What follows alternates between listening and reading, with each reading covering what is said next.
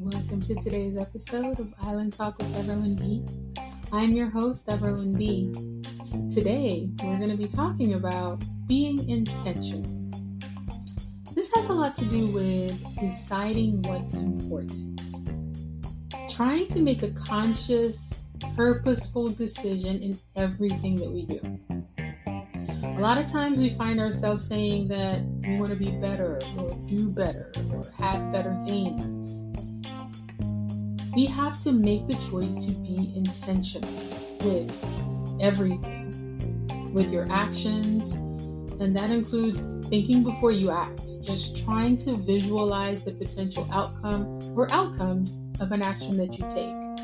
Before you do something, weigh it out. What do you think the consequences of that action are going to be? Being intentional with spending money is another thing that we can try. Now, who doesn't enjoy having money left over after covering the month's expenses? It's such a satisfying feeling staying in the black. Well, budgeting is definitely being intentional. How about, though, if we start being intentional with our impulse buys? See something in the store that you like? Great. Visualize that item in your house, the room that it's going to be in, the spot you're going to place it. How much space will it take up? Do you have a designated spot for it? Or does something have to be removed for it to fit? You got to think about these things. Be intentional with spoken words. Words have so much weight, and the impact of words is often overlooked or diminished. They have the power to build someone up as well as tear them down. Inflections, word choice, cadence, nonverbal tonality, all of these things make up spoken word impact. We have to be intentional with written words as well.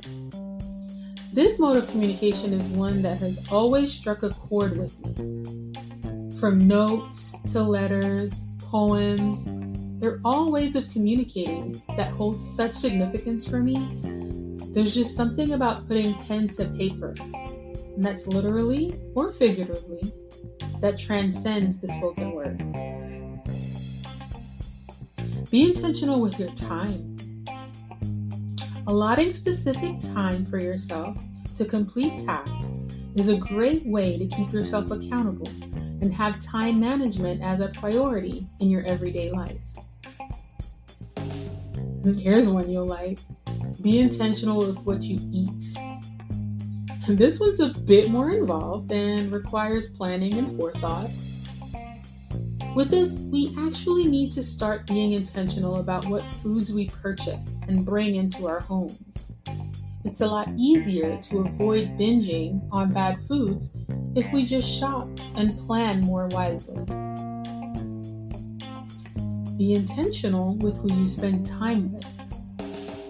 Being in the company of those people that feed your soul and bring you peace is such an important point of fact. It does something for you. Our time on earth is so precious and it's so fleeting.